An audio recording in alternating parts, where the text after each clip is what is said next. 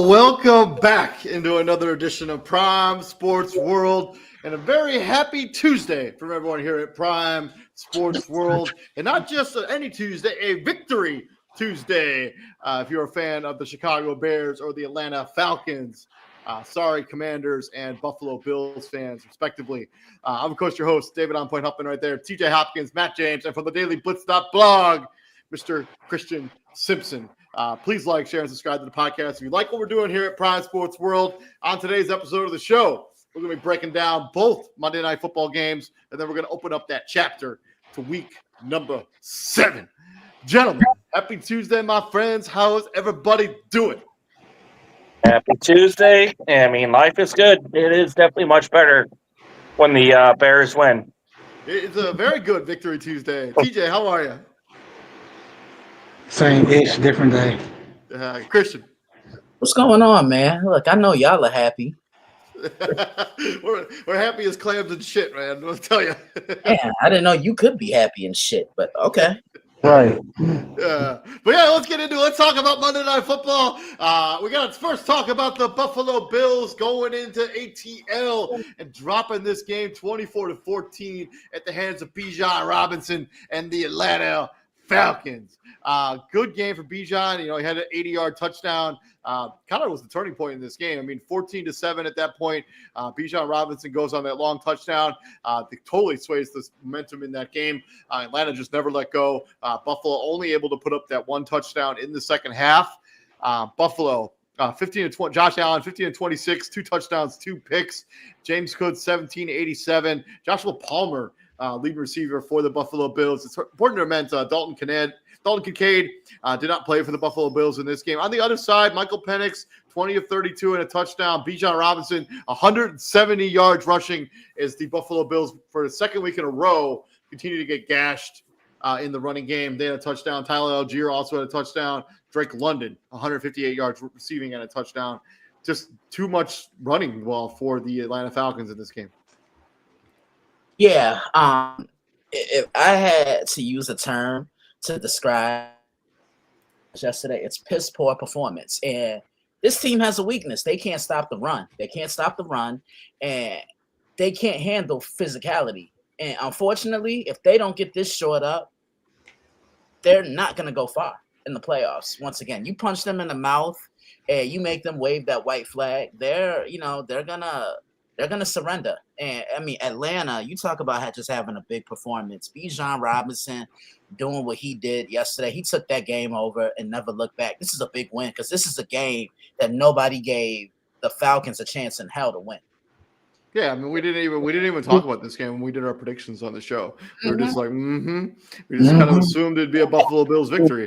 But yeah, this is at least 3 weeks that I can think of where the Buffalo Bills have gotten completely gashed in the running game.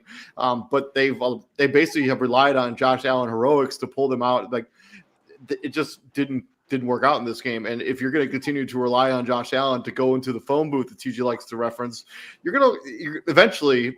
It's not going to work, and it didn't work in this game. Josh Allen struggled, 15-26. Never really looked comfortable in this game. 2 touchdowns and 2 picks. Just not a good day at the office for anyone involved with the Buffalo Bills. Yeah, not a good day.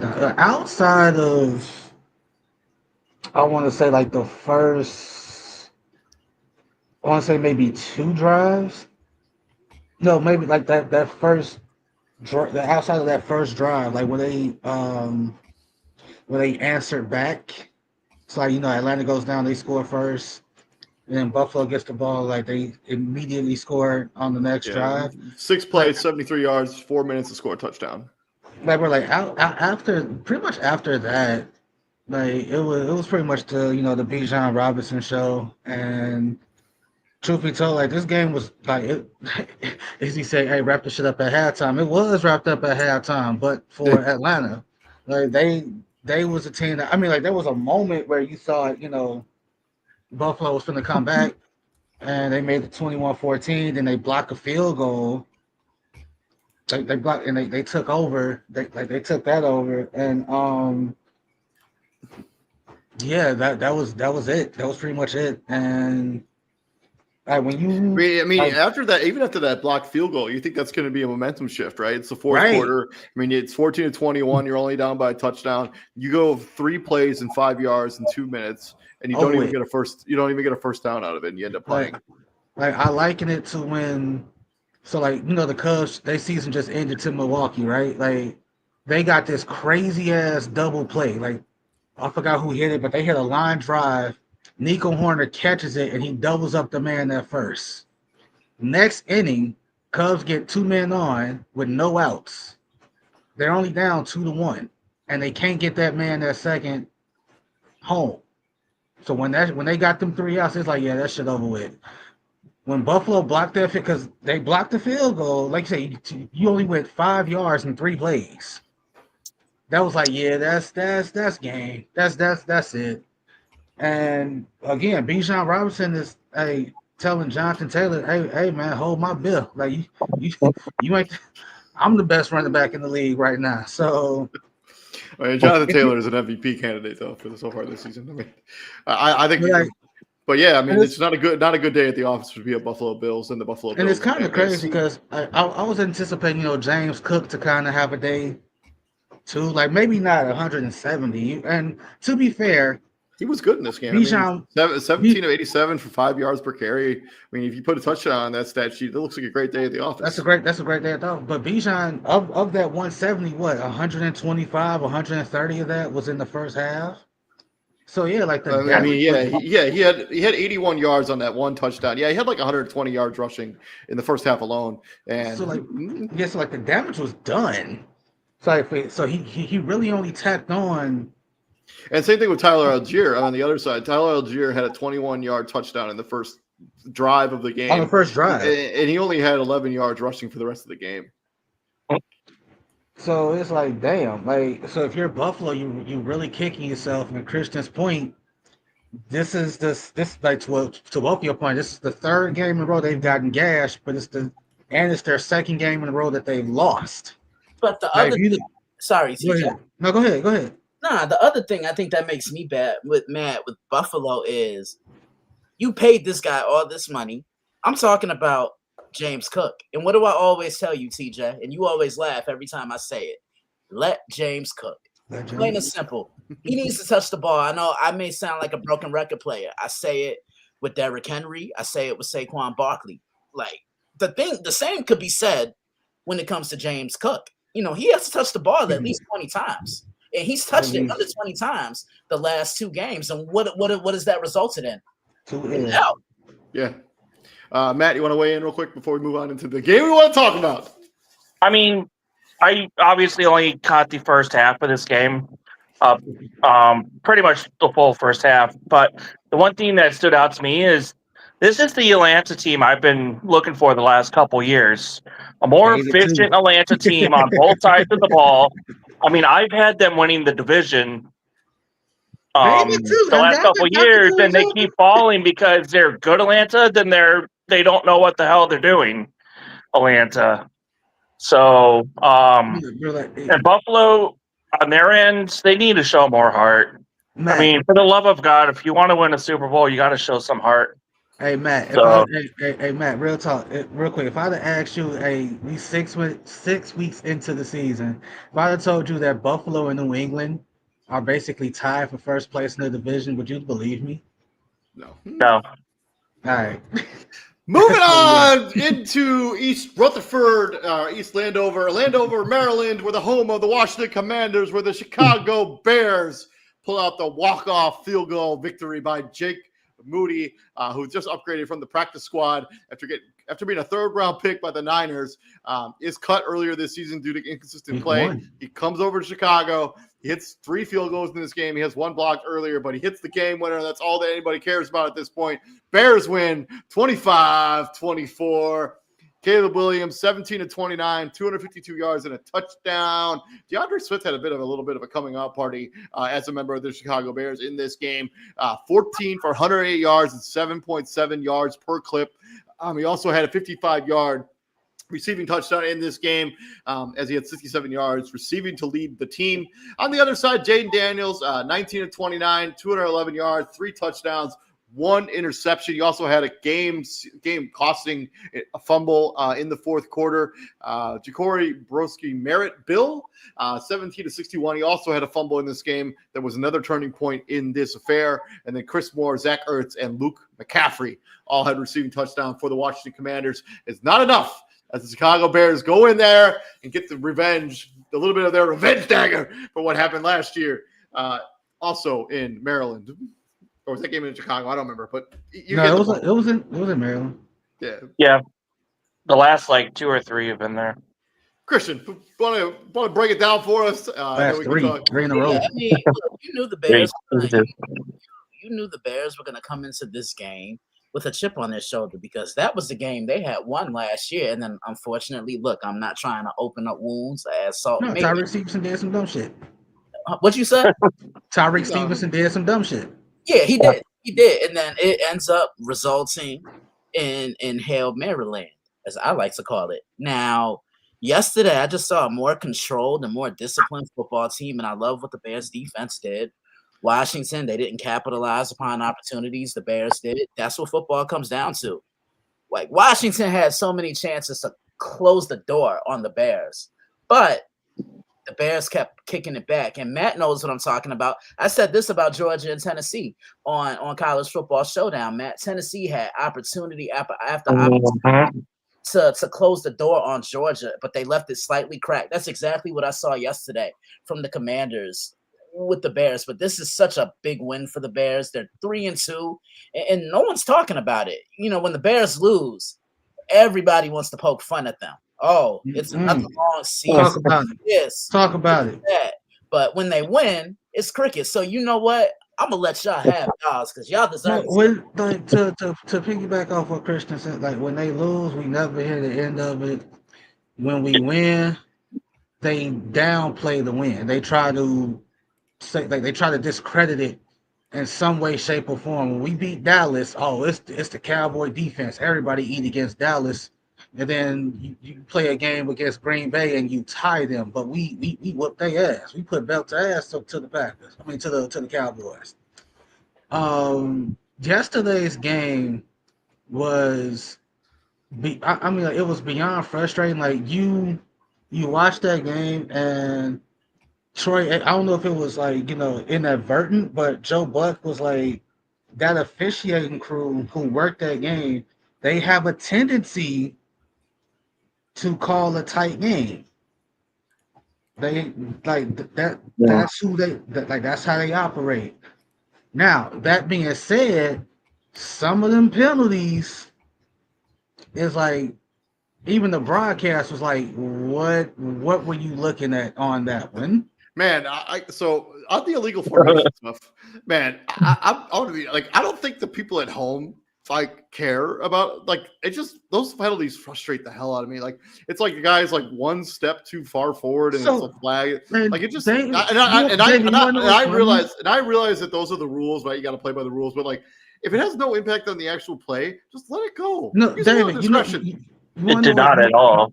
You want to know what's messed up about that one particular penalty outside of the fact that it took a touchdown away from the Bears? It wasn't illegal anyways. No. It's not that. It's that once the ball is snapped, you can't do anything about it. At that point in time, it's a live play. You cannot wait until the end result of said play to call an illegal formation. If that was an illegal formation, you literally could have called that way before the ball got snapped. That's what was frustrating about that play. You cannot call an illegal formation after the ball is snapped. Now, the game between Detroit and Kansas City was different because Jared Goff wasn't set long enough to establish that as a formation. Dude could the referee who called that last night, you could have called that long before Caleb snapped the ball.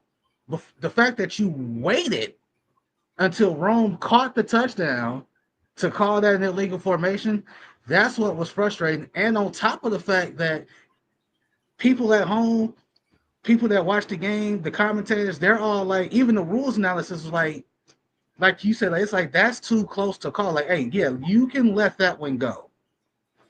I just think the emphasis, like, I don't understand why the NFL all of a sudden decided to put an emphasis on all these illegal formation. Like 5 years ago, this flag was like never called. All of a sudden, the NFL is like, well, we got to crack down on this. Why?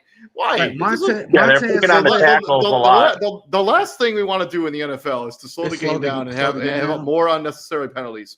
Like it doesn't make any sense why all of a sudden they decide to crack down on this. Like there's no injury reason for it. You're right. Montez Sweat goes to swat a pass that Jaden Daniels is throwing. He misses the pass, but he touches Jaden Daniels' helmet. Yeah, he like wipes it. It's like, bro, that's what pisses. I mean, unfortunately, that's the letter of the rule, and you got to. Yeah, but are they fucking football players or not? Are they football players or not? I mean, why are we coddling? Like, no, stop fucking coddling them. They are football. They wear pads too. Swinging back into just the conversation around the game itself, like this is a huge win for the Chicago Bears. I mean, you go into a team that went into the NFC Championship game last year. Obviously, they got blown out, but like to beat them on their home turf, I mean, this is a huge win for the Chicago Bears. And the way they won it, they got 4 starters on defense back. Sorry to cut you off. Go ahead. And they were able to really, like, people talk about how you can run against the Chicago Bears. They did a good job running against Bill Prosky Merritt. They did a good job against Jaden Daniels. Like, this is a good, complete win for the Chicago Bears. And, like, hopefully this is momentum moving into the remainder of the season. Like, yeah, I think that to your earlier point in the intro, DeAndre Swift having his quote-unquote coming out party, I think this is what Bears fans were like waiting on. Like this is one, like, cause I'm talking to my brother, like me and my brother, myself and my cousin. We talk during the game, we talk after the game. This is one of those like, hey, this is what happens when you stick to the run game, and that was my biggest fear watching this game, especially in that third quarter. I was 100% ready for them to just straight up abandon the run game. Like I thought it was coming. I thought it was like, I'm like, there's no way in hell like we just move the ball like that on the ground in the first half, running the ball and then just completely just go away from it Well, And I think if you go through Ben Johnson's history, right? I mean, he's been a running dominant football team for most of his OC. I mean, the Lions team, yeah, they had high flying weapons on the outside, but at the end of the day, that's a running football team. Yeah, I mean, you have Gibbs and Monty. You bring those guys in, you have a 1-2 punch. But I mean, even going but, off of but TJ's that point, was one of his thank God. criticisms. That was one of his criticisms in Detroit because like he would get away from that. He would try to get cute. He would try to get cute with the weapons on the outside, and he would just completely abandon the run game. Like you can't do that. And this is the point my brother made. Like you can't expect a breakthrough in the run game if you keep abandoning the run game. So DeAndre Swift averaged 7.7 a carry on 14 carries. What Christian said about James Cook having 20 to 25 touches. I want DeAndre Swift to get at least 20 touches. Yep. And I think, He can yeah, do like that. when he was first signed by Chicago last season, like I kind of thought this would be his role in the Bears. I thought because he's stupid talented, and he benefits from the fact that he played under Ben Johnson 3 years ago when he was 1 year. But yeah, I mean when DeAndre Swift first was signed by the Chicago Bears last season, like I thought this would be what he looked like. He's talented, and like if they could lean on him and lean on this running game a little bit more, just so everything isn't on Caleb Williams all the time. I think that would this could be a different turning point. The offensive line looked awesome in this game. They were really blocking well. The undrafted rookie that's now starting at right tackle, I think, or left tackle. Left tackle. Right camera. Yeah, he's doing a great job. Outside of that stupid illegal formation penalty, I mean, he had a really good game in this. So yeah, I mean, I'm going to go quickly on this. I mean, y'all pretty much brought up all the points. I loved the blocking last night that finally opened up the lanes for DeAndre Swift. And I love the fact that Caleb Williams is spreading the ball throughout all of his receivers. I mean, if you go back and look at, the stats and everything, like everybody got probably two catches at least. I mean, throughout all the receivers, all the weapons we keep talking about, he's spreading it around. Which is kind of exactly what we want. 8 Bears caught passes from Caleb. Yeah, Swift had 2, Burton had 4, DJ had 3, Rome had 2, Monangai had 1, Zacchaeus had 2, and when he dropped that one pass, I thought we was really cooked. And man, Zacchaeus, he catches that, that's a touchdown. It's a touchdown. He scores on that. Plus, he runs out of gas at some point. That's a touchdown. I love the fact that he spread the ball around. Yeah, I think the only thing going forward is I want to see more tight end involvement. I want to see Colston get the ball. I want to see Cole get the ball. That's all I want to see. I agree with you on that. I think they will. I mean, as time progresses, they will. I think they will. Yeah, absolutely. I mean, it's just like, being able to spread the ball around to all your weapons and being able to open up the run game with that all one motion. I mean, the tight ends are, going to play their, a bigger role and bigger factor in the stat line, in weeks to come. I mean, with the teams you play. Because I also think that, me and TJ talked about this last week or 2 weeks ago, like the Bears, they had being able to continue to look sharp and play well coming off the bye, because we were concerned that they win 2 games in a row and then they immediately go on a bye week, and it's not the first time that this has happened where the Bears look good 2 weeks in a row. They have to take a break and then they come out flat following the bye. That's what happened last season when they took on the same Commanders team. David, Matt, and Christian, y'all ready for this nugget? Y'all ready for this nugget? Since firing Lovie Smith, this is their 3rd win coming out of the bye week. I thought it was only 2nd. They were 2-10 since firing Lovie Smith coming out of the bye week. This is their 3rd win since firing Lovie Smith coming out of the bye week. Yeah, that can't happen. 2012. Oh, that's tough. All right, moving on from week number 5. But before we close up this chapter, let's give out our game balls. Christian. Oh man, I'm going with Baker Mayfield. He just continues to impress me. MVP. Baker John Tavius. Yeah. Yeah, we got to give TJ. We got to give him a name. But 723, 256 yards, 2 touchdowns. Man, on top of that, he's throwing that to like 4th string wide receiver. I thought Or everybody fitness. expected- Hey, his top 3 receivers is out. His top right guard is out. His top Yeah. running backs was out. It don't matter. He's gonna continue to do Baker balling. Mayfield things. And Sorry, he's Christian, go ahead. hooping. Christian? Wait, what'd you say? I said go ahead. I'm sorry I cut you off there a little bit. Yeah, but nah, I pretty much said it. Baker Mayfield, 17 to 23, 256 yards, 2 touchdown passes, no interceptions, and a big win over the 49ers. And the Buccaneers finally got to use the victory formation for the first time this year. Yeah, they ain't had to block a kick. They ain't had to kick a Yeah. walk-off. And you have to worry Man. about anything. I'm going Drake May, 18 of 26, 261 yards and 3 touchdowns. And as we stand right here today, the New England Patriots are the number 1 team in the AFC East. I don't know how long it's been since the team not named the Buffalo Bills has been the number 1 team in that division. It feels like a long time. So Drake May, man, his coming out party so far this season has been outstanding. And Mike Vrabel, the head coach of that team, has been playing really good football. Also, shout out to Keyshawn Boutte. I think that's how it's pronounced the last name, but 5 for 63 and 2 touchdowns. Remember him at LSU? People thought he'd be a first-round pick. Kind of had a down last season at LSU. He ends up going in like the 5th or 6th round. But this dude is talented, and if he can keep this up, they got a diamond in the rough, I think, in this dude. So there you go, Matt James.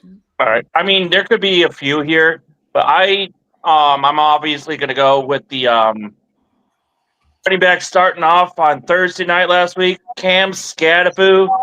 Figures. 2 yards short of 100, but 3 touchdowns. And Cam Scadaboo's Cam Scadaboo, and he is getting better each week. So he's, a guy that I've been watching over the last couple years, and he's fun to watch. So, give me Cam Scadaboo this week with those 3 touchdowns and a huge victory over Philadelphia. I'm sure Christian loved every second of that. Look, you can't spell Philly without 2 L's. The Phillies lost on Thursday to the Dodgers, and the Eagles lost to the Giants, baby. TJ. It's hard not to get that much to DeAndre Swift, man. Leading rusher, leading receiver. Once, he probably could have got more. He probably could have got more touchdowns than what he only had the 1. But he had a week. Bijan had a week. Cam had a week. The Eagles defense had a day. Right? I'm thinking Philly finna go in, walk in the trap, take over the trap. The Giants defense said, fuck you, Salt, nigga. Moving on from week number 5 or week number 6, let's talk about week number 7. And we start with Thursday Night Football. And don't quote me on this because I may be wrong, but this has got to be the oldest matchup between 2 quarterbacks in the history of the National Football League. when the Pittsburgh Steelers go into Cincinnati, take on the Bengals. Steelers obviously coming off that victory or wherever they played. They got the victory. The Bengals coming off losing to the Green Bay Packers. Flacco, Rodgers, Christian. This is actually going to be the second oldest matchup. Really? The first oldest matchup was Brady and Breeze when they met that year in the playoffs. Oh, okay. Yeah, because I remember I sampled a Jay-Z song called 30-something, but I called it 40-something. Right. They were both in their 40s. I love everything the Steelers are doing right now because they're intentionally being balanced. They're running the ball, and Aaron Rodgers doesn't have to be the Aaron Rodgers of old. When there's an opportunity for him to throw the ball, he's going to throw it. Cincinnati, they didn't look bad on Sunday against Green Bay, but they didn't look good either. I mean, this team is just really they're reeling, and you just see how vital and how important Joe Burrow is to this team. They'd probably be 4-1 or maybe 5-1 if he were healthy. I mean, I think that's a guaranteed fact. I like the Steelers. I just think across the board they have a little too much for the Bengals to handle. Marius Mims probably going to miss this game. So I think TJ Watt's probably going to have a field day against a terrible offensive line in Cincinnati. Give me the Steelers, as much as I hate rooting for picking any Aaron Rodgers-led team. But I just the Bengals are just bringing in Joe Flacco. It's not going to fix what's wrong with the Cincinnati Bengals. They need a quarterback that can move. Joe Flacco can't move a muscle at all. He's just so I think this game will be high scoring, more high scoring than people predict. I could see the Bengals putting up 20 points and still losing. Give me Pittsburgh. TJ. Oh man, give me the Steelers. I don't know. I don't know if that was like quote unquote lightning in a bottle that the Bengals hit against the Packers, because like first half it was ugly. Second half they was moving the ball. They got it to a one-score game. It was 24-18 at one point. And then Green Bay goes down. They could and they make it a two-score game. They make it 27-18. That's your final. I don't know if that was just a case of Green Bay like playing with their food or some along those lines, but there's no way, and I don't think that translates to this game, especially with the way the Steelers are operating now. Like they are flowing on all cylinders. They just got Jalen Warren back for that. Who the hell they just played? Cleveland. They played the Cleveland Browns. Yeah, beat them. Like they just got him back. DK and Aaron, seems like they have a rapport now. Like Aaron threw a pass to DK. That motherfucker was right in the bucket, bro. I'm like, I'm just like, he can't keep getting away with this shit, bro. But it's like that's the Bears fan to be hating his ass. But it's also like, hey, he's probably the greatest thrower of the football ever. And that's Aaron Rodgers. And he even acknowledged the matchup between him and Joe. He's like, hey, it's cool for the old dudes. But give me the Steelers. I don't think it's gonna be close either. Give me the Steelers. Matt James. Yeah, I'm going to take the Steelers too. I mean, they're just all around a better team, and yeah, not much to say outside of what you guys just said. Give me the Steelers. Going across the pond now and talking about the Jacksonville Jaguars and the Los Angeles Rams in London. Rams pressed on beating the Baltimore Ravens. The Jaguars fell to the Seattle Seahawks on Sunday afternoon. Last time these two teams played 4 years ago. Christian, do you know who won that game 4 years ago? December 5th, 2021. I'll say the Rams. The Rams did win that game 37-7. This is Trevor. I'm pretty sure this is Trevor Lawrence's rookie season. Did not play well in this game, but Matthew Stafford had a virtuoso performance. 295 yards and 3 touchdowns. Do you know? This is talk about a throwback name. Do you know who the leading rusher was for the Jacksonville Jaguars in this game?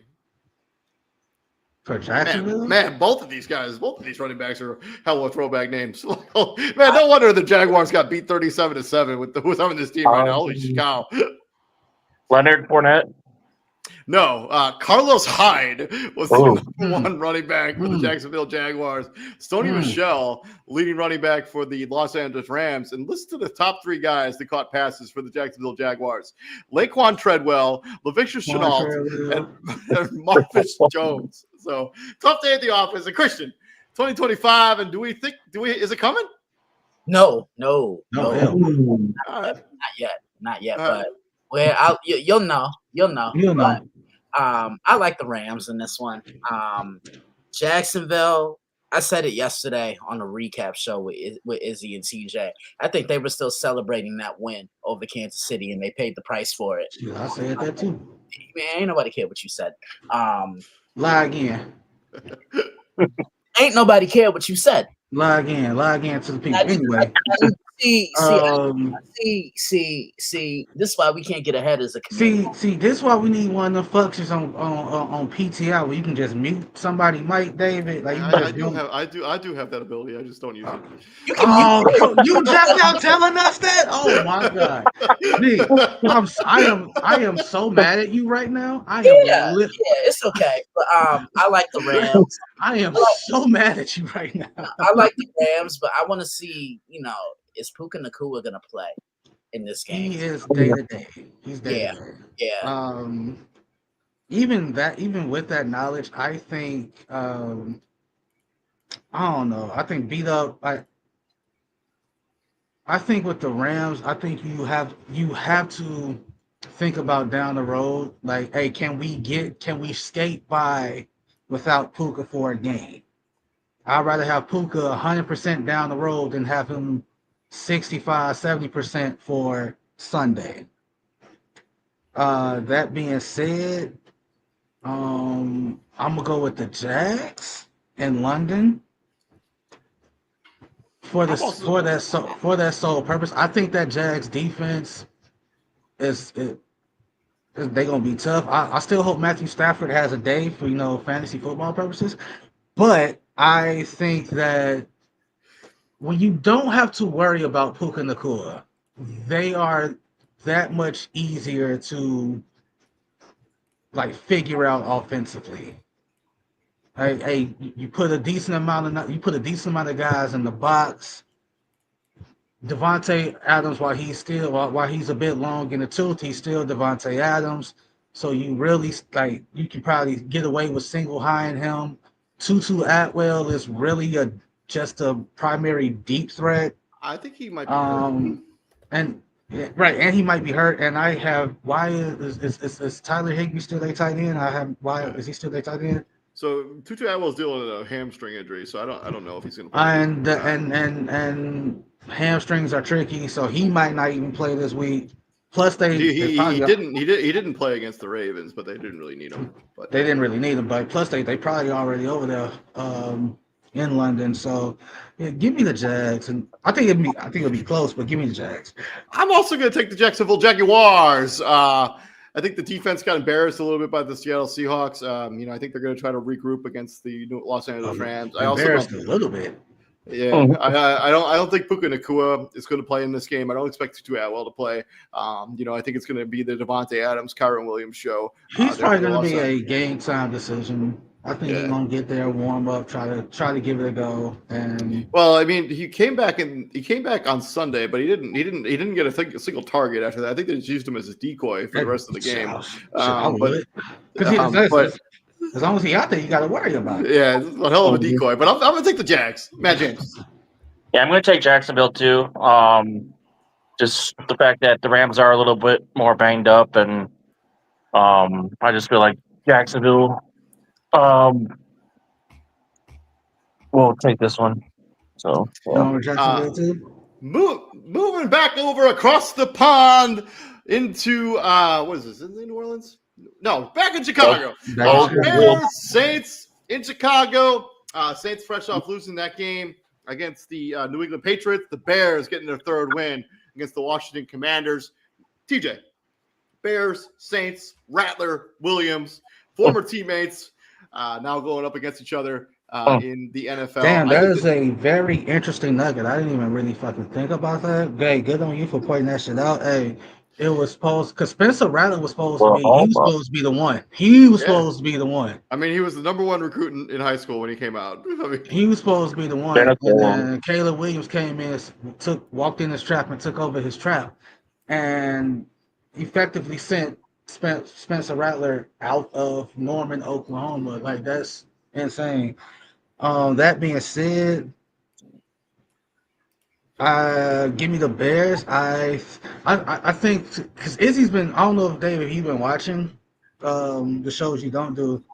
Izzy is a strong proponent of Spencer Rattler being the guy in New Orleans and just building around him. Strictly because the class that's finna come out is not good, a real strong one. Like, no one in this class is separating themselves. Well, the top three guys that people thought were going to be there have been terrible. Like the dude from Clemson, Texas, and Drew Aller, whatever. Yeah, Drew Aller, and he's out. His season's done now. Yeah, so yeah.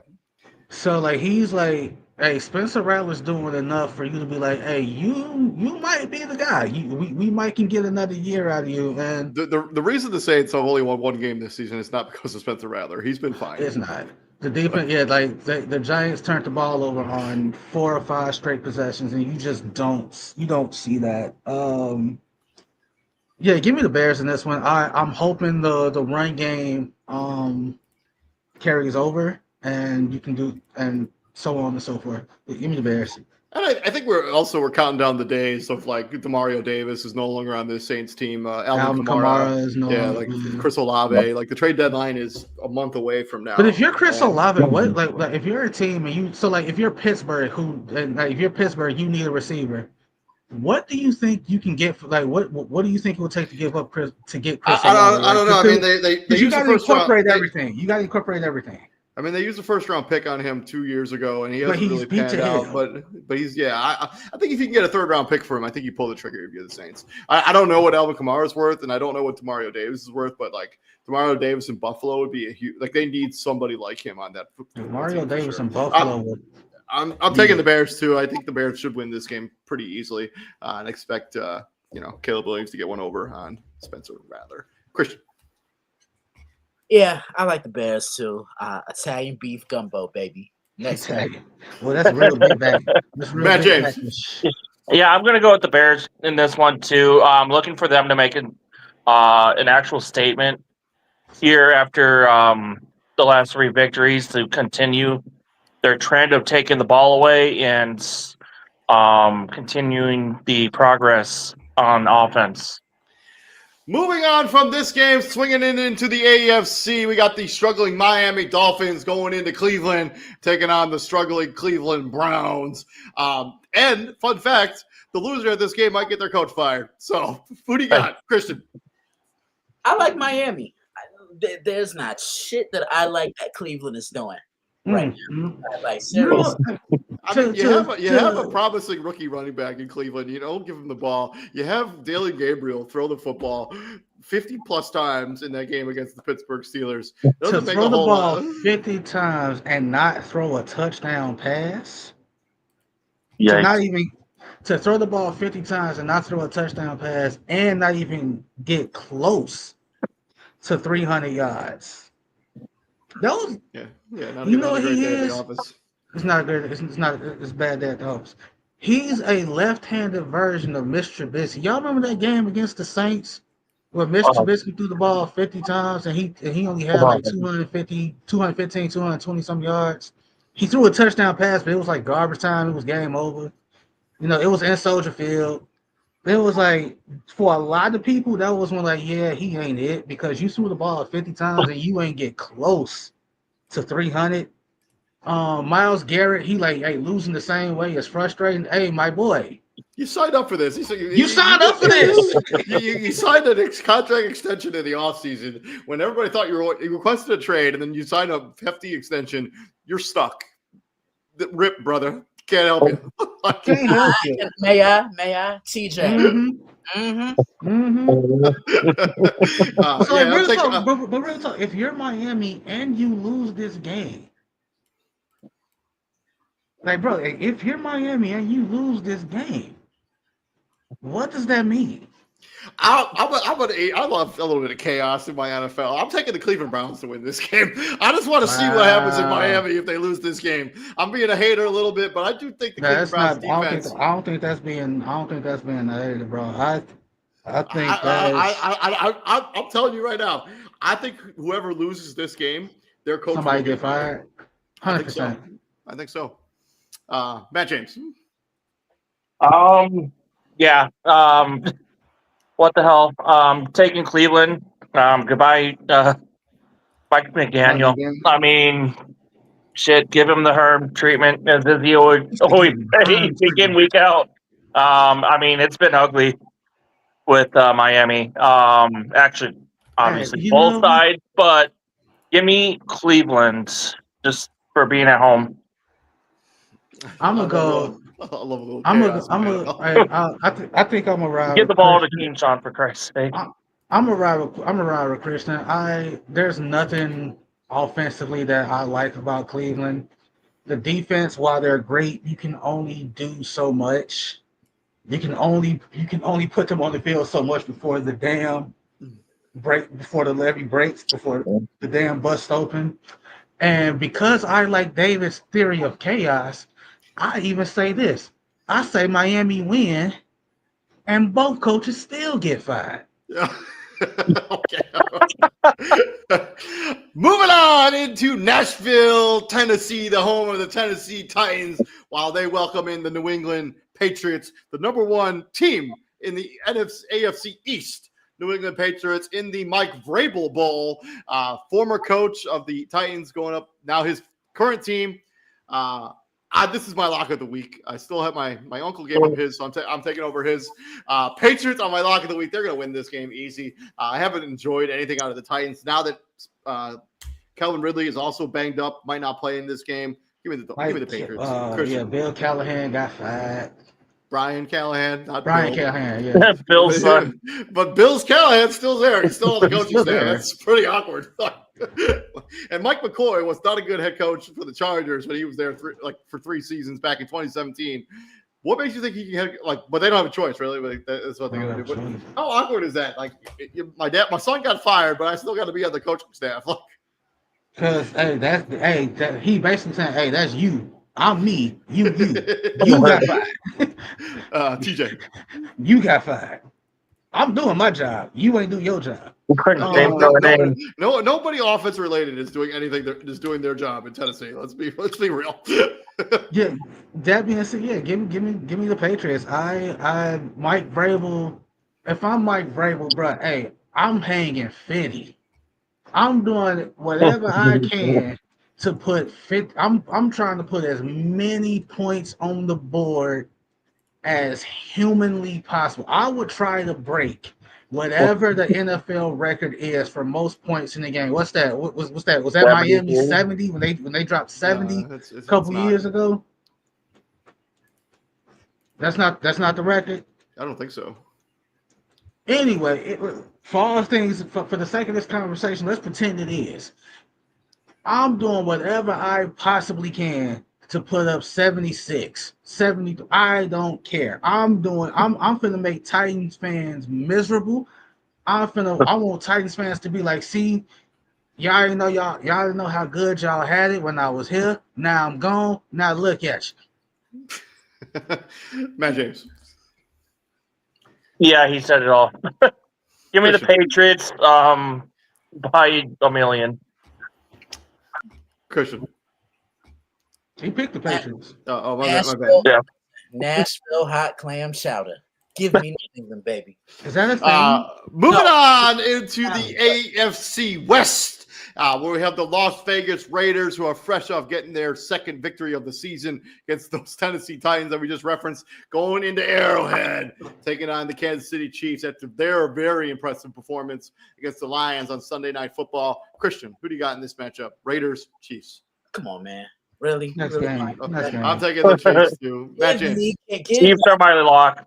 Give me Kansas City, because screw a Raider, screw Geno Smith, screw Pete Carroll, screw them all. I don't even like silver and black.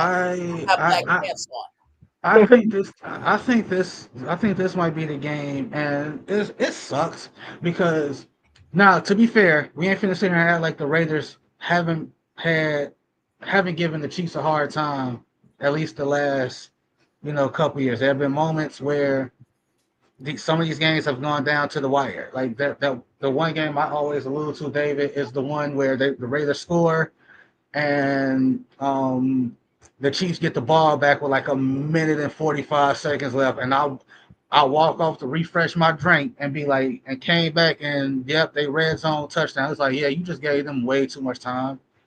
And this is what, like, the only thing I'm really anticipating or looking forward to in this game is Ashton Genty versus this defense. How the Raiders try to get him the ball, try to get him in open space.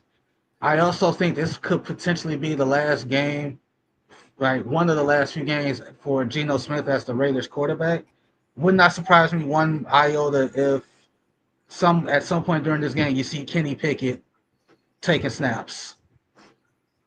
Then it's going to be a real bad day at the office. It's already going to be a bad day at the office because you went Arrowhead, but it's going to be a bad day at the office. Just for back to the previous game, the most points scored in a game by a single team is 73 points. That Bears. happened in the Chicago Bears did do it in 1940 Damn. over the Washington. 73-0. Yeah, 73 to 0.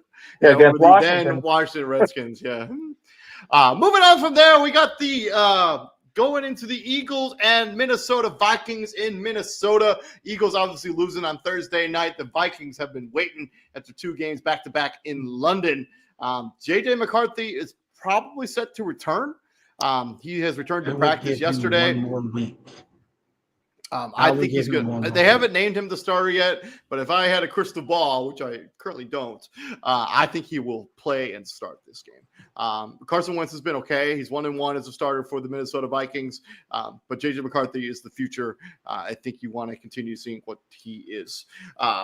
Eagles, obviously, they lose 2 games in a row now to Denver, and then you basically lay an egg against the New York Giants. Christian, Vikings, Eagles. David, Matt. Oh, let's go. Boy. Let's go, because someone here on this panel don't want to do nothing ignorant. All right, ready? Say it again. Say it. You gonna say something? Say it with your chest. I ain't hear you. Ignorance. Uh-huh. Ignorant. I'm gonna deal with you after the show. David, Matt, my Yeah, bad. let's go. Let's go. 1, 2, 3. Shameless plug number one, baby. Yeah, I'm really looking forward to this one because the Eagles haven't been as good as the 4-2 record implies. You know, could have lost to Dallas, should have lost to the Rams, should have lost to Tampa, and then it all caught up with them when they played Denver. And I'm glad that happened because when you toy with hot food, you get burned, and that's exactly what happened. You know, losing to the Giants, it wasn't the fact that they lost to the Giants. It was the manner and how they lost to the Giants. That big man-child, Jalen Carter, wasn't in the middle, and the Giants capitalized on that. David, do you know if he's playing in this game by chance? Yeah, give me a second. Yeah. Other than that, you know, Minnesota, I'm actually really looking forward to this matchup. The Eagles offense, which has been pretty lackadaisical this year so far, going up against this stingy Minnesota defense. Brian Flores is one of the best defensive game callers in the league. So he's going to throw a lot of different looks. Brian Flores is probably going to – if I'm Brian Flores, not to cut you off, Christian, if I'm Brian Flores, do you even want to be somebody's – do you even want to be a head coach again if you're Brian Flores? After the bullshit you went through in Miami, do you even want to be somebody's head coach? If I was a betting man, I think Jalen Carter is going to miss this game. Miss it? As in not play? Yeah. I mean, he's dealing with another turf toe injury. That's popped up late in the week on Wednesday, and then didn't play on Thursday. There isn't really any kind of real update on him. I thought he was like a game time. What's the injury? Yeah, he was. It's a turf toe injury. It's I didn't know that. Someone to spit on it. He said rub some dirt on Yeah, it. it's a turf toe heel injury. I don't think he'll play. He said rub some dirt on it. You'll be all right. David, I preview this one on Thursday. Be on the lookout. I'm taking the Philadelphia Eagles. I think they get bounced back after losing 2 weeks in a row. Minnesota, if they do start J.J. McCarthy, this offense hasn't looked good with him as under center, except for that one quarter against Chicago. Give me the Eagles. TJ. That's why I would say. That's why I say give him another week. I'm picking the Vikings, but again, like if I'm Brian Flores, like he gonna get a lot of calls. He gonna get a lot of calls this offseason pertaining to be somebody's head coach. If I'm Brian Flores, like again, after the bullshit he subjected to in Miami, I don't even think I would want to be a head coach. I would be like, hey, I am perfectly fine with being a coordinator because the last time I was a head coach, my input was not taken seriously. And this is where we are. Like I had to sue the league to prove my point. Which a case, by the way, he appears to be winning. Like that's not being talked about. He's winning.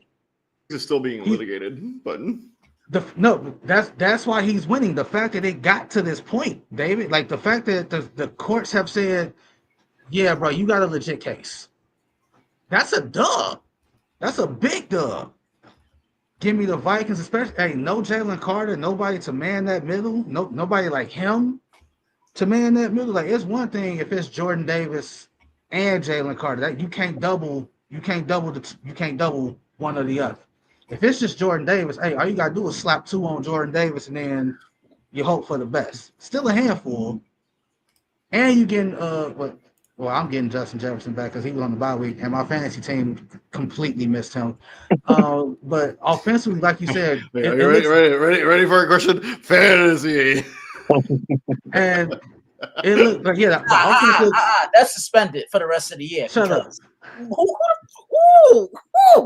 Shut up. The offense looks. Hey, the offense looks different with Carson Wentz than JJ McCarthy.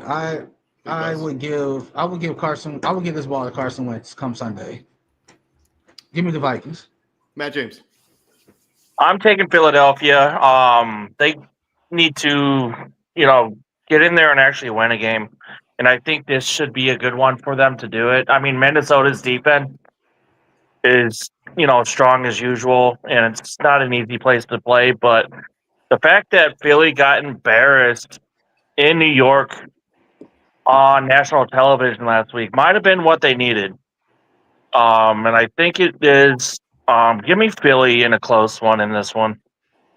Moving on from there, swinging into the NFC, we got the Carolina Panthers going into East Rutherford, New Jersey, and taking on the 0-6 New York Jets.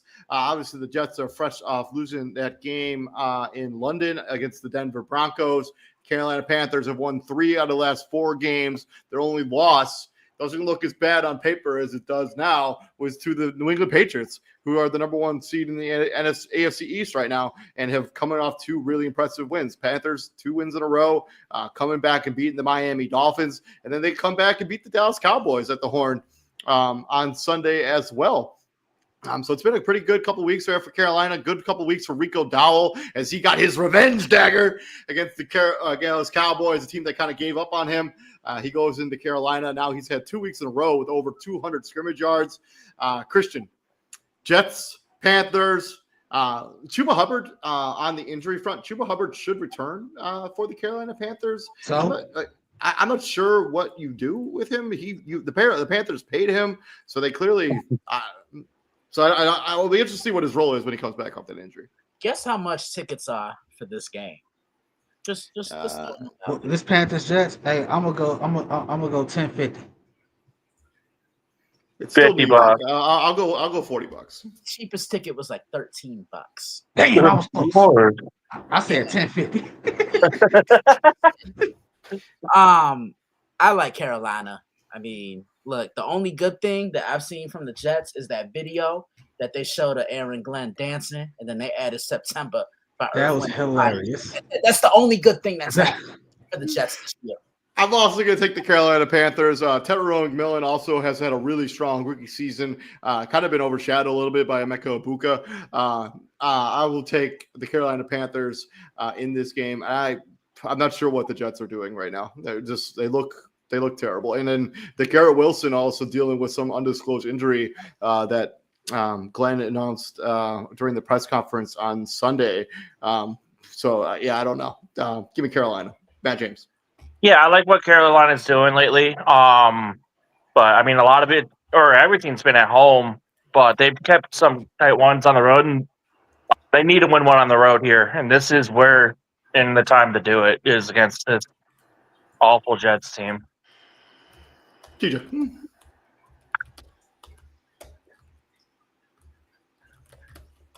Answer, boy. I'm going with the Jets. Yeah. Okay.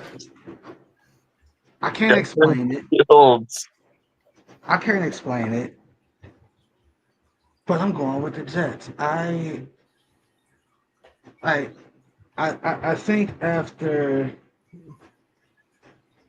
some of these losses, especially this loss against Denver, to Matt's point, when you get embarrassed, that can either go one or two ways. That can either light a fire under your ass to be like, hey, that shit is never gonna happen again. Or you just double down on the embarrassment. It don't get no embarrassing than 45 yards past. It don't get no more embarrassing Negative 10 total net yards. than that. It don't get no more embarrassing than your defense holding the team to 13 points and still losing. And getting a safety to boot. And you got a safety. So it don't get no more embarrassing. Like, you didn't just get embarrassed in front of an American crowd. You got embarrassed in front of the whole fucking world. This game was broadcasted all over the world. Just for fun. These two teams, last time these two teams played was 4 years ago. Can you name either starting quarterback for these two teams 4 years ago? Zach Wilson. Zach Wilson. Yep, you got one. Sam Darnold. Yeah, look at you guys go. This is week one of the season back in 2021. Sam Darnold and Zach Wilson in a juggernaut of an affair there for the Carolina Panthers and New York Jets. So moving on from there, let's talk a little bit about the Denver Broncos and the New York Football Giants.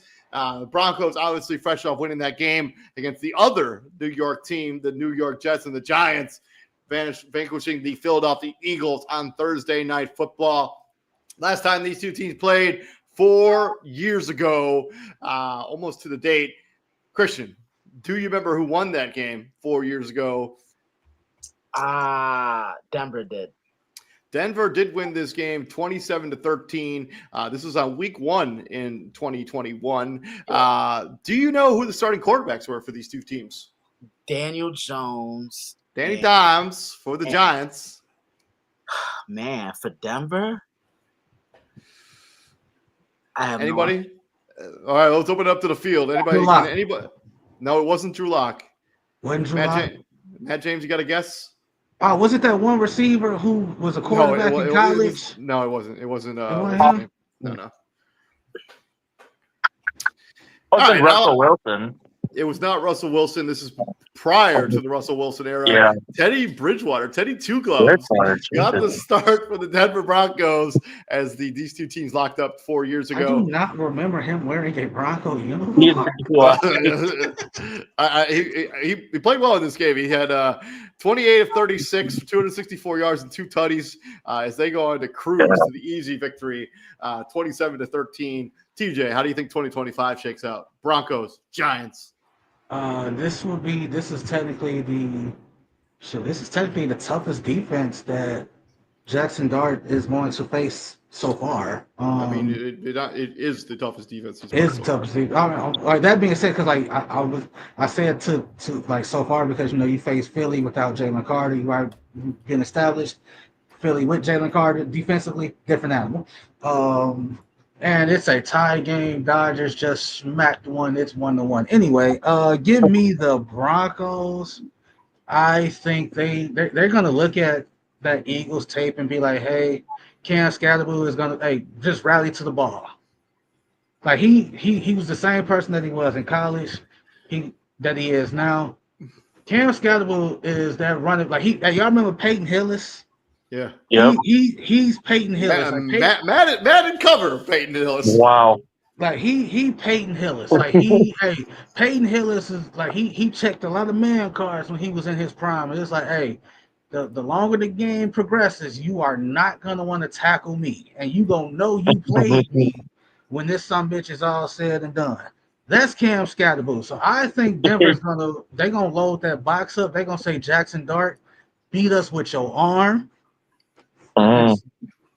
And with that secondary, with the new version of the no-fly zone, give me the Broncos. Christian, are you going to stand up for your New York Football Giants? No, I'm not. I'm taking Denver. Denver has a really good run defense, so they're gonna bottle up Cam, and they're gonna put this game in the hands of Jackson Dart. And it's just tough sometimes for those West Coast teams. I mean, those East Coast teams to fly across the country. Out west. Yeah, I definitely like. And that altitude, I don't think Jackson Dart or Cam Scatterboo have really played Well, I And mean, Nope. like I don't think they Arizona State. I mean, isn't that No. they have? no Matt, do they? No, right? They don't have no I don't think altitude out there, do they? they didn't play in Colorado. They did or didn't. Did not. So Okay. yeah, So he didn't play in that environment at ASU. yeah, I don't know I what mean, the but hell he he played. did I with mean, they Sacramento played. State, I but mean, he played Utah, right? Didn't he play Utah? I mean, that's yeah, they have home. elevate. Oh, okay, for sure. I Yeah, don't think it's the he same. didn't play in this type of I elevation. mean, it's close. Even BYU was at In home. Arizona. So Yeah, so right. Yeah, I'm also taking Denver. I don't think this game probably should be close. I think the Giants have gotten two very nice victories. Nice to put your feather in your cap there, but I think the Broncos kind of expose the shortcomings of this offense, especially without Malik Neighbors. And we'll see. Matt. yeah, I'm gonna go Denver. I mean, their defense has been playing, phenomenal, and I mean, as we just discussed, the Mile High environment's gonna be a whole new, animal for both Dart and Scadaboo to have to deal with, and it's never easy, even if you're used to it. Moving on now to the Phillip Rivers Bowl. We got the Indianapolis Colts and the Los Angeles Chargers in beautiful SoFi Stadium. Colts 5-1 with Jonathan Taylor. Probably, if the season were to end today, he'd probably be the MVP of the league. And the Chargers got a much-needed victory after dropping two straight as they beat Miami Dolphins in a comeback victory. I would look up the injury status of Quentin Johnston, who did not play in that game against Miami. But Danny Dimes, Justin Herbert, 5-1 Chargers, 4-1 or 5-1 Colts, 4-2 Chargers. Christian, is it coming? Hey, yo. Hey, Yep. yo. But yeah, David. Ready? Let's go. 1, 2, 3. Shameless Shameless plug plug number two. two, baby. Yeah, I'm really looking forward to this one. The Colts are 5-1, and you guys want to hear an interesting nugget? My cousin sent me a tweet, and it said, "What the 2007?" Because all four division leaders right now, the Patriots, the Steelers, the Chargers, and the Colts, all won the division that year. Their divisions in 2007, and currently they're all leading their divisions right now as we speak. But yeah, Indy, I think we're gonna see who they really are in a couple weeks because they actually have a game against the Steelers, and then on the road, and then they have to go to Kansas City to play the Chiefs. As far as the Chargers, TJ can vouch. I ranted because they won that game on Sunday, but I didn't like how they won it because they allowed Miami to climb back into the game. You rolled over against the Giants. You let the Commanders come into your house and take your lunch money. So they need a game where they can start out quickly and not let their foot up off the gas. I preview this one on Friday. Be on the lookout. I don't expect Quentin Johnston to play in this game. He is dealing with some sort of hamstring injury. So use that information as you will. I think this is why. I think this is one of those games where, if you're the Chargers, you try to establish its levels to this. Not because like the Colts are 5-1 and the Chargers are 4-2 or whatever. Your guy can't compete with my guy. Daniel Jones is not on Justin Herbert's level. If you're the Chargers, that's the message you trying to send on Sunday. It's like this quarterback thing is, hey, Danny Dimes, hey, happy for you. Good for you. You having a hell of a season so far. But you ain't this dude. You ain't him. There's levels to this. You still got a ways to go before you jump into that conversation. And if the season ended right now, David, Jonathan Taylor, at best, offensive player of the year. Baker Mayfield getting that MVP. Yep. Baker getting that MVP, respectfully. That being said, give me the Bolts. Give me Justin Herbert. Matt James. Yeah, I agree with EJ there. I like the Chargers in LA. I mean, let's see if Jonathan Taylor can help, carry them and win this game for Indy, but I don't think he'll do enough for it. Unfortunately, I mean, I have him for fantasy, and he'll do enough for me, but Indy's going to be 2-loss team and 0-2 in LA after this week. Just a quick update on what we talked about earlier between the Rams and the Jaguars. Puka Nacua, the NFL is reporting they expect him to miss some time. So they have their bye week in week 8. So I would be pretty shocked if Puka Nacua plays in week 7 in this matchup in London. So just take that information as you will. That's tough. Moving on from there, we have the Commanders and the Cowboys both losing games in sort of heartbreaking fashion. Obviously, the Commanders lost to our Chicago Bears, and the Cowboys losing to the Carolina Panthers on walk-off field. I think the Cowboys lost on a field goal. I don't really remember, but I know the Panthers came back and won that game. Commanders, Cowboys, TJ, who do you got?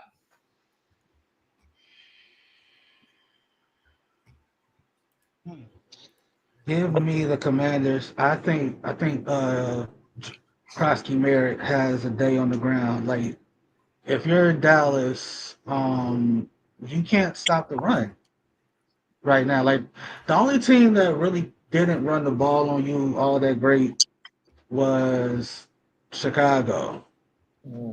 And Philly to an extent, but I'm chopping that up to first game of the season type shit.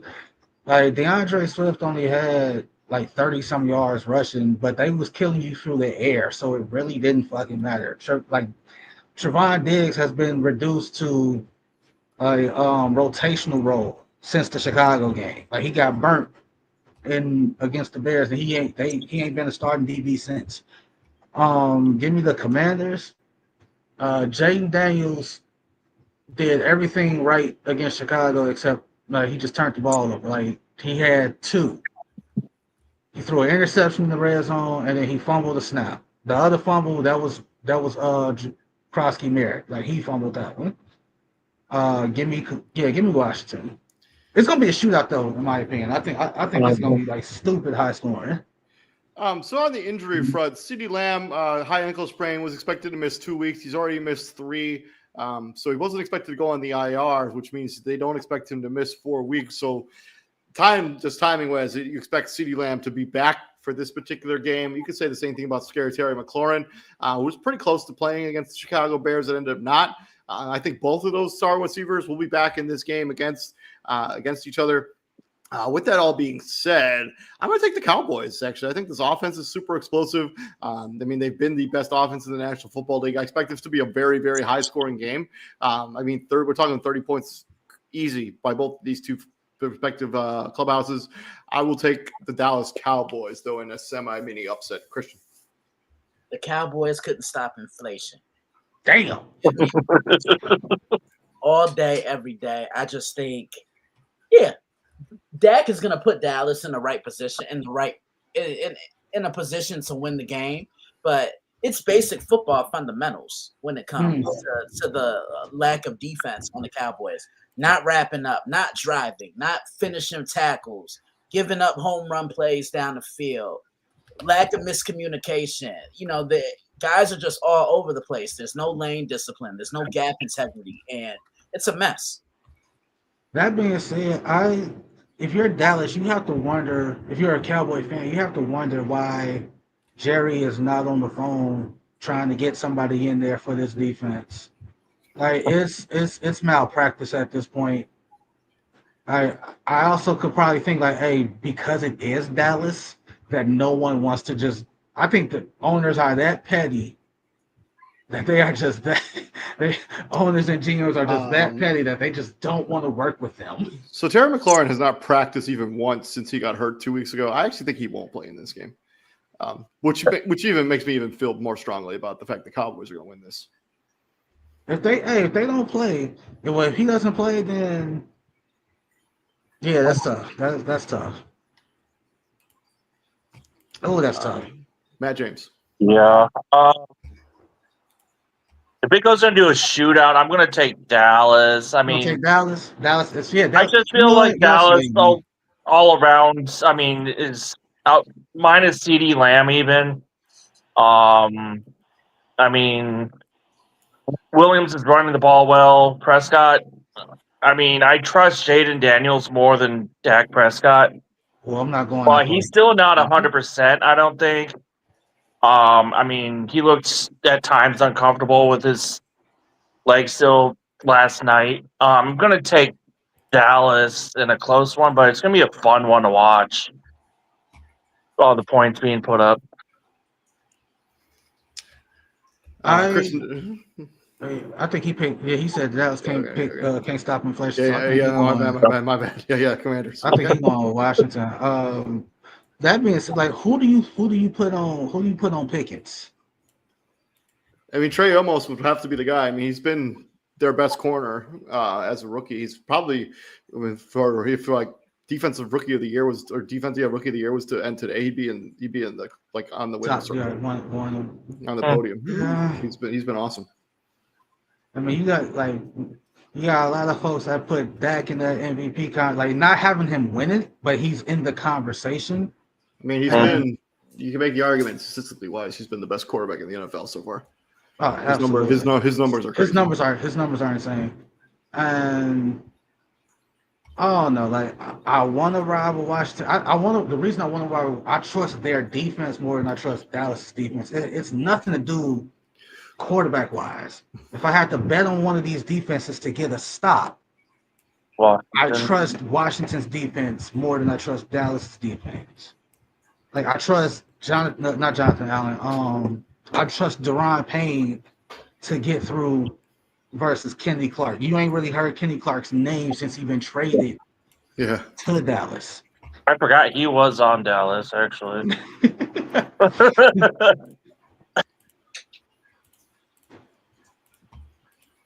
I'm still around with Washington, though. Moving on from there, the final game before we get to prime time.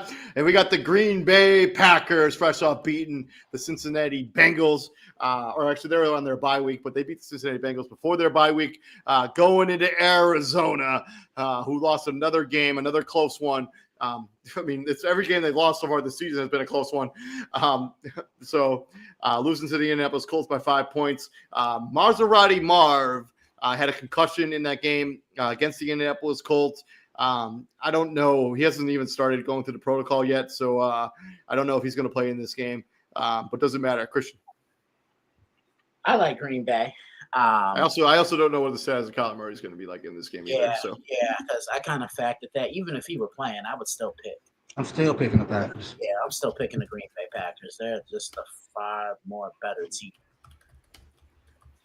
I'm taking Green Bay too, as much as it pains me to say that. They're just a better football team right now. So yesterday, while he was happy with the win, Izzy pointed out that he didn't like how long it took for Green Bay to put Cincinnati away. I mean, they never really did. I mean, they never really did up until that moment in the fourth quarter. But it was just mathematically just not possible. And you're right. I had the 2 weeks flip. So yeah, they played Cincinnati last week. They were on the bye the week before that. Yeah. That being said, like if there's no Kyler and if there's no Marvin Harrison, it's gonna be a bad day at the office. Yeah. It's gonna be give me the Packers. Matt James. I mean, I'm not picking Arizona, but I think this is gonna be a close one. I think the Arizona defense has been solid enough to keep them in these games. It's just the ball bounces the other way a lot of the time. They just don't finish these games. I mean, it doesn't matter who the hell the quarterback is. They just don't win, and that's going to happen again this week. So they started the season 2-0, right? Since then, they lost by 1 point, 3 points, 1.4. So that's tough. They just can't finish games. To Sunday Night Football. We got the Atlanta Falcons coming out beating Buffalo Bills on Monday Night Football, going into Levi's Stadium in Santa Clara, California, the home of the San Francisco 49ers. 49ers, obviously, they lost last week. They also lost Fred Warner for the season on a really nasty injury. If you're squeamish, don't go watch it. Wish him the best. Hopefully he makes a full recovery, as he's the best linebacker in the National Football League. Last time these two teams played 2 years ago, almost to the date, October 16th, 2022. Christian, who won that matchup 2 years ago? Was it Atlanta? It was the Atlanta Falcons as they double up the San Francisco 49ers 28-14. Jimmy Garoppolo, starting quarterback for the San Francisco 49ers. Do you know who the quarterback was for the Atlanta Falcons in this game? Man, I know it wasn't Matt Ryan. How far back? This is 2022. This is 2 years ago, or 3 years ago, I guess. It's not Desmond Ridder, Marcus Mariota. And listen to this stat line. This is how good Marcus Mariota was in this one particular game. 13 of 14 for 129 yards and 2 tutties. Caleb Huntley was the leading rusher for the Atlanta Falcons. Brandon Ayuk, Olamide Zaccheaus, leading receiver for the Atlanta Falcons as they double up. 49ers 28-14. This also was in Atlanta. Now we're going to Levi Stadium. Christian, Falcons, Niners. I will look up some injury information. I think Brock Purdy should be back in this game. He was very close to playing this most recent week. So Kittle should be back too. Yeah, Kittle should coming back for this one. Look, honestly, I'm gonna take Atlanta. I just think injuries are stacking up right now for the 49ers. Fred Warner, he's your best defensive player. He's not there. You're already without Nick. He's the best player on their team. Yeah, he really is. I think Bijan Robinson has a field day against this 49er defense on any given Sunday. 9 times out of 10, I'm sticking with San Francisco, but I just don't see it here. I like Atlanta. I think Atlanta gets a big win on the road in Levi. I'm also going to take the Atlanta Falcons. I think this is like the second year in a row where there's just injuries amok for the San Francisco 49ers. And like what was started out as a really promising season is starting to fall apart as they've now lost, Bosa. And now they had Kittle for a few weeks. They're starting quarterback. They still haven't seen Brandon Ayuk take the field. Ricky Pearsall's missed time. And now Fred Warner, they're arguably their most important player on their team, is out, missed the remainder of the season. And sometimes when you have injuries, it galvanizes the rest of the squad. But at some point, it starts to add up. I'm taking Atlanta. Matt James. Yeah, I'm taking Atlanta, hoping, as we mentioned earlier, their consistency, and they can put together another efficient performance here on the road in a tough environment. Give me Atlanta in this one. TJ. Shout out to Magic City. That's a strip club in Atlanta. That's Atlanta. Boy, you get swift. What'd you say? You heard what I said. I really didn't. You cut out. I said, boy, you need to stop. Yeah. No, it's just what you said, David. It's just like the injury is just, they just take their toll, and no Fred Warner. Like, yeah, you might be getting Brock Purdy and George Kittle back for this game, but I don't know. Like, it's my older brother say they cursed. They might have to blow the whole thing up. Like, it's looking ugly for the Bay right now. Yeah, it's true. Moving on from there, Monday Night Football. We got an absolute barn burner of a matchup. We got the Tampa Bay Buccaneers going into Ford Field and taking on the Detroit Lions. Last time these two teams played was actually last season in week number 2, and Tampa Bay got the better of Detroit on this matchup, 20-16. Baker Mayfield, Jared Goff. Baker Mayfield was the leading rusher on this football team as well. Bucky Irving, I didn't realize his first name is actually Marquise, which is interesting. Anyways, yeah, he went to Hillcrest. He from around the way. I know exactly where he went to high school. I played against that high school when I was in high school. Obviously, I'm older than Bucky Irving, so he went up. Wait, you're actually older than somebody? It's crazy, right? But anyways, we got Monday Night Football. Christian, hit us with it. Come on. David, come on, Yeah, let's go, baby. Oh, let's wrap this up, man. What? I need you too. Let's Let's go. go. 1, 2, 2, 3. 3. That Shameless was plug number three, baby. Yeah, this is probably the game of the week on paper. Tampa, they just continue to do it. They were dominant against San Francisco, and look at all the key players they're missing, and they're still winning football games. That's a testament to Todd Bowles and Baker Mayfield's leadership. They're doing it defensively. They're controlling the line of scrimmage on both sides of the ball. And we actually need to talk about the Lions, because are they only going to dominate and blow out bad teams and then not show up for the good ones? You know, because they looked awful on Sunday. And a certain somebody that TJ and I both know wanted to blame the refs. Like, no, the Lions did that to themselves on Sunday against Kansas City. Like, the least penalized team is a team that's normally going to win the football game. I preview this one tomorrow, actually. Be on the lookout. And you can find all that content on the dailyblitz.blog. Extended shout out for the Daily Blogs and Christian Simpson. Matt James, who do you got in this matchup? I'm gonna take. Do we find out the status on Buka or any of the receivers that are out right now? So Like, Jesus Christ. Mike Evans was pretty close to playing last week. I don't expect Ibuka to play. They ruled him out of that game real quick. So I imagine he's going to be out. Chris Godwin, I don't know. I mean, he had that devastating injury last year. He played a couple weeks, didn't look that good, and then he got banged up at some point again. I don't think any of those receivers play in this game. I don't think Mike Evans plays. I don't think Ibuka plays, and I don't think Godwin plays. So it's going to be the Johnson brothers out there, Cam Johnson and Tez Johnson. Nice. And whoever their wide receiver 3 is at that point. So Sterling Sharp or Sterling Shepard, not Sharp. If Sterling Sharp. Baker can put up points in this one, he definitely should be front runner for MVP. I'm going to take the Lions, though, at home. Run the ball efficiently with your two-headed horse or two-headed whatever you want to call it. Two-headed horse. Give me the Lions. Two-headed cat. I don't think I've ever heard that phrase before. Two-headed horse. I know. I was trying to think of something there. Two-headed monster. Yeah. Give me the kid. Give the crazy two-headed horse. Give me Detroit at home this time in this one.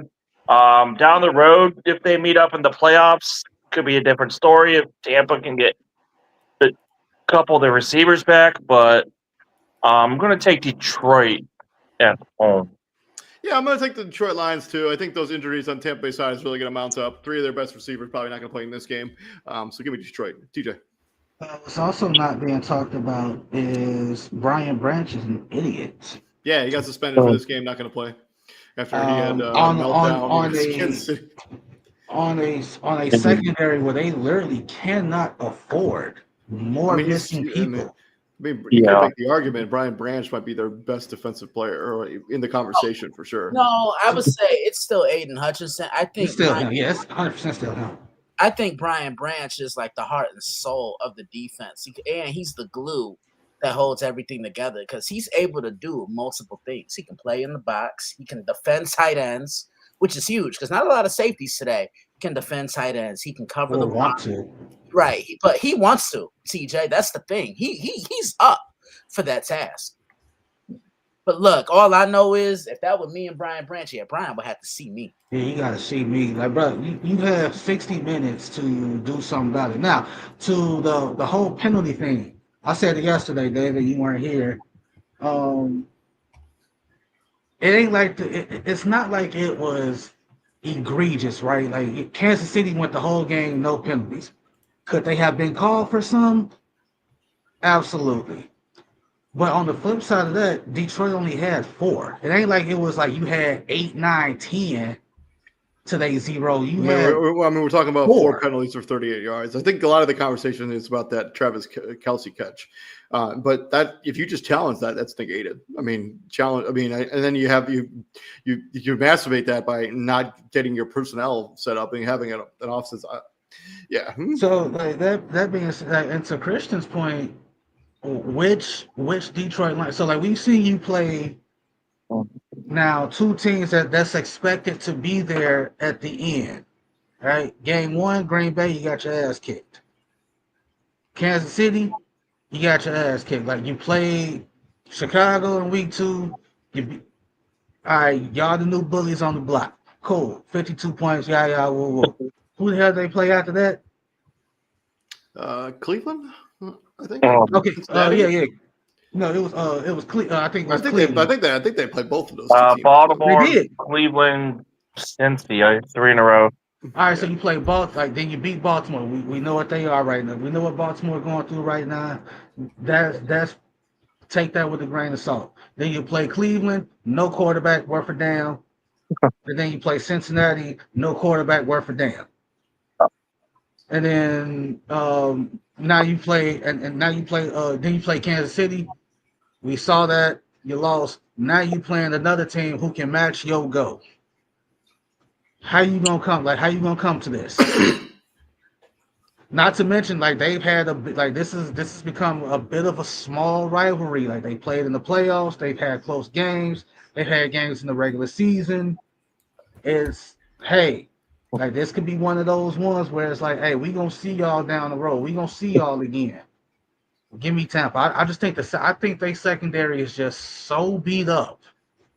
They don't matter who Baker Mayfield trotting out there with, he gonna throw for a party. Give me the Buccaneers. To the final game, the final Monday night game. I wonder what the game is going to be on my local TV station, actually, because, anyways, not important right now. Well, I mean, because only one of these games is going to be on like regular TV. The other one's going to be on ESPN. So, it was on both. It was on for me. One was on ABC, the other was on ESPN. I don't have ESPN, so I only have my local ABC affiliate. So if it's not on the ABC station, I can't watch it. Anyways, Houston Texans coming off their bye, going into Seattle, who are fresh off beating the Jacksonville Jaguars. Last time these two teams played 4 years ago. Christian, do you remember who won this matchup 4 years ago? It was in Texas. It was on December 12th, 2021. Who got the W? Seattle. Seattle did get the victory. They up by 20 on the Seattle Seahawks, 33-13. Starting quarterbacks for these two teams: Seattle, Russell, last name Wilson, who's still diving out there 4 years ago. 17-28, 260 yards and 2 touchdowns. On the Houston Texans side, Izzy's going to love this. Davis Mills got the start for the Houston Texans, going 33 of 49 for 331 passing yards and 1 tutty. As they lose this game. Rex Burkhead, talk about a name from a blast from the past name, leading rusher for the Houston Texans. In 2025, TJ, how do you see this shaking out? Texans, Seahawks, should be a really good game, actually. Should be a surprisingly competitive game. That being said, give me the Seahawks. I think the 12th man is a little too much for the Houston Texans. Give me Seattle. The one thing I want to see from Seattle, I want to see Kenneth Walker. I want to see him established. I want to see him. Excuse me. He ain't got to have the Rico Dowdle. He ain't got to go for 200, bro. Just remind the people that you have Kenneth Walker. Remind the people that way he can do this shit. So he can do this thing too. You know, give me Seattle. So the Houston Texans defense has been especially dominant so far this season. It just hasn't been the offense that's kind of let them down. They get to go off a bye. They kind of get to rest up and kind of tighten the ship up a little bit. Maybe whatever they're going to do with this offensive line. But the Seattle Seahawks defense has been super underrated so far this season. They generated crazy pressure under the quarterback. They might have 2 of the best corners in the NFL. Give me Seattle, but I think this game is going to be shockingly competitive and very close. And I wouldn't be surprised if Houston on the offensive side, really, if we see like a kind of a Woody Marks really kind of a coming out party for him. I know he had 2 touchdowns in that game against, or in the week before the game against Baltimore. He had a good game there. He had 1 rushing touchdown, 1 receiving, and then was kind of a no-show against the Baltimore Ravens as Nick Chubb got a majority of those touches. But Woody Marks, I think, is the guy going forward, especially since it doesn't seem like Joe Mixon's going to play this season. Christian. Yeah, I like Seattle. I don't know what version of the Houston offense is going to show up. Like you said, David, their defense has been absolutely phenomenal. It's been the offense that's really let them down. You give up 20 points, you're expected to win that football game. Plain and simple, no excuses. I mean, yeah, in their scrimmage against the Ravens, they looked absolutely dominant. This